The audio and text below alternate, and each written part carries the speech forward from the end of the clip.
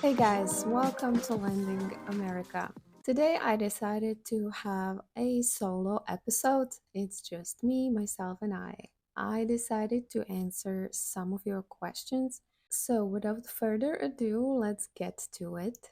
So, the first question is I'm visiting USA soon with Esta. What should I expect at the customs? This is a great question. What I remember, they were asking me if I'm traveling for business or pleasure. I obviously said pleasure because I was coming for vacation. They were asking me whom was I visiting. So I said I'm visiting a friend. They asked me how long am I planning to stay. I said 1 month. And then who is traveling with me? To which I said it's just me, right? I was traveling alone. They took my fingerprints and they asked me to go to it's like a waiting hall for basically a secondary customs check. There was a bunch of people there waiting. I think I've been waiting for about 45 minutes. The officer got my luggage. He opened everything there. He even opened like my cosmetic bag, and he was asking me where am I flying from. I was flying from Malta back then, and he asked me straight away, "Are you bringing any drugs from Malta?" I was like, "No." It was very straightforward question. It caught me off guard, but I was like, "No, obviously."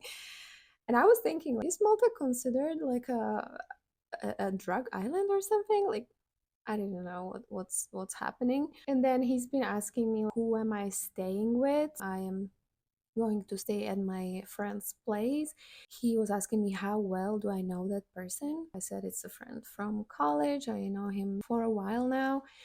And then he asked me, "Are you planning to marry him?"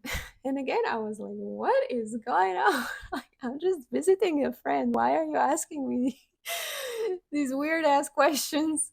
And I'm like, "No, I'm not planning to marry him." Then he was asking me how much money do I have on me, as in cash. I think I had like $5,000 with me, which I wouldn't even have that amount of money on me normally because I always use my cards. But I remember someone advised me to have cash on me to be able to show them that I have money to stay for a month in the USA. And then he's been asking me, "Where do you work?" I said I'm working in a live casino as an online dealer, which was my occupation in Malta. And then he was asking me how much money do I make there, which again, I found it weird because it's kind of not common that people ask you how much money you make, but I guess, customs is an exception. I told him how much money I make, and then he was asking me if I'm planning to work in a casino in the USA. I said, I'm not planning to work here. I'm planning to enjoy vacation. I'm going to a festival and I want to enjoy Miami and see what's going on. And then he was asking me, like, why are you staying for so long? And I said, well, I'm coming to like a different continent. I've been flying for 12 hours and I can't imagine coming here for just a week or two. If I go for a 2 weeks vacation, I can go to Bulgaria, not to USA. And then he asked me how was I able to get such a long vacation leave from my job, which was a valid question, to which I told him that I basically asked for an unpaid leave because I didn't have such a long leave in Malta. And I think that was it. He was quite nice, but those questions really caught me off guard. And second time when I was flying to New York, I was visiting my girlfriend. I was taking to a secondary questioning. And I was getting upset because I'm like, do I look like a criminal or something? Like, why you guys keeping me here for so long? This time the guy was asking similar questions, but on top of that, he was also asking me to provide him with like my paychecks from Malta. which I had because, I was getting my salary from Malta and I had it in my email. So I showed him. He was also asking me, how do I know the girl that I'm visiting? And I was visiting my friend who I actually met in Miami. She was also on vacation and we stayed in touch. So she invited me to come to visit her in New York because that's where she lived. And I wanted to see New York. So I was like, that's awesome. I have another friend in the United States, so I'm going. And he was asking me, how well do I know her? How does she look like? What's the color of her eyes? I think like I told him her name and he just pulled up the information about her in his computer. So yeah, that was my customs experience. It's not always like that. I believe if it's a group of people coming to visit or if you're traveling with your family, the customs procedure is much faster than when you go solo, as I did, because they were probably suspicious. They thought that I'm like some drug mule or something. I don't know.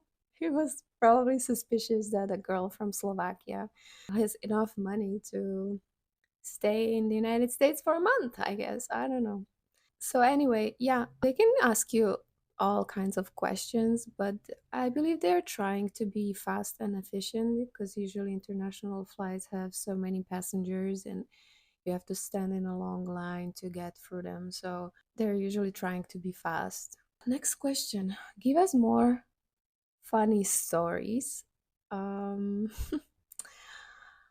So I was thinking what kind of funny stories I can give you. I have one which was pretty frustrating, but looking back, I'm laughing at it. So basically, when I arrived to the United States, I mentioned in my previous episode I didn't have internet connection or any Wi-Fi. So when I was dropped at the address where I was staying, I couldn't reach out to my friend to tell him like, "Hey, I'm here."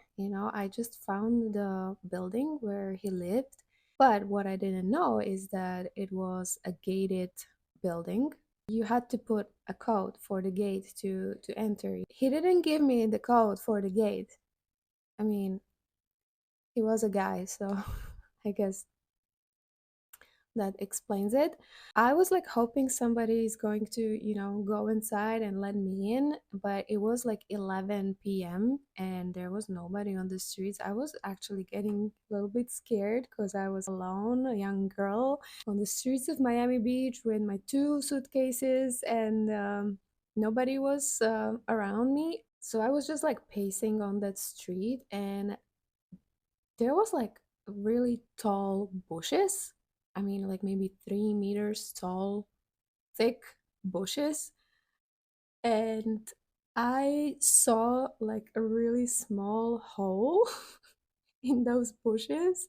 And I was desperate. So I was like, this is my only chance to get in. So what I did, I pushed through that small hole my carry-on luggage, which kind of damaged that fence a little bit, that bush.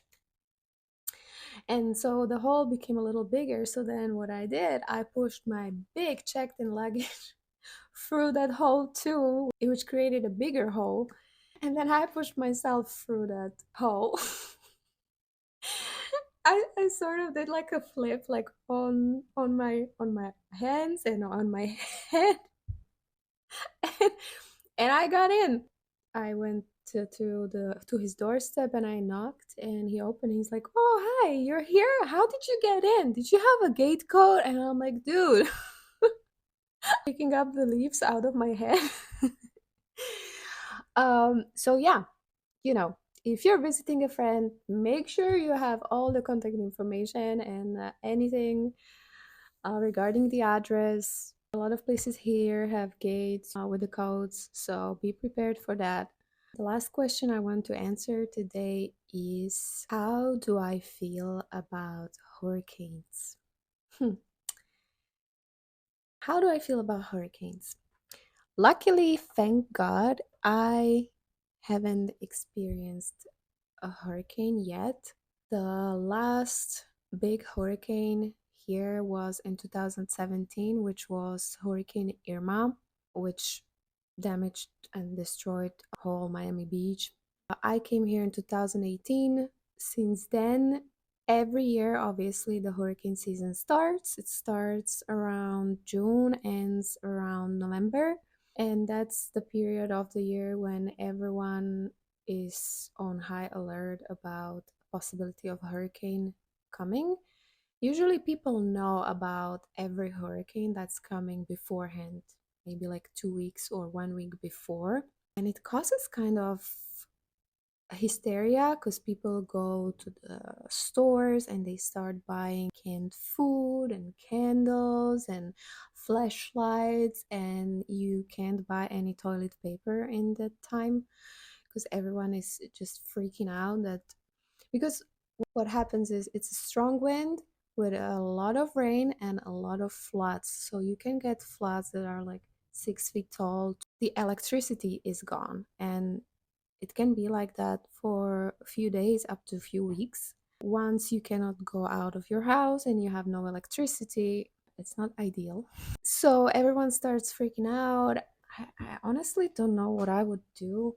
Like every year I'm scared, my family's scared. They always are like, why do you live in such place? But I mean, every place in the world has its pluses and minuses. So paradise comes with hurricanes. What can I tell you? I would preferably probably travel somewhere really quickly. I would take a flight and go, I don't know, up north to New York or somewhere, or go on a road trip. The only problem with the hurricane is that it's very unpredictable and you never know which direction it's going to go. So it can literally change the direction in a day. So it might be that we're expecting it up north, North Florida, and suddenly it makes a turn and it's in Miami. If you're not expecting it to come here, then you don't really get a chance to leave. And obviously, the flights are getting canceled, people cannot leave or arrive. That's the reality of hurricanes here. I'm not necessarily happy about it. I'm lucky and happy I haven't experienced it yet, and I hope there are more years to come when the hurricanes will avoid this place. So, fingers crossed. All right, guys, so that's all from me for today. I hope you enjoyed this episode. I would like to encourage you to ask more questions. I'm very happy to answer your questions and give you more insight. I would like to know what would you like me to talk about.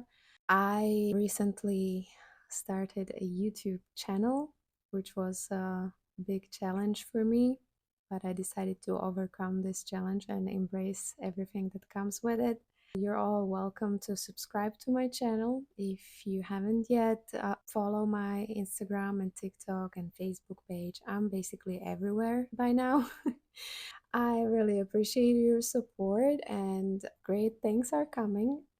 I receive a lot of positive feedback, which makes my heart really happy. I can see that you guys who are fellow immigrants can relate to the topics I'm talking about.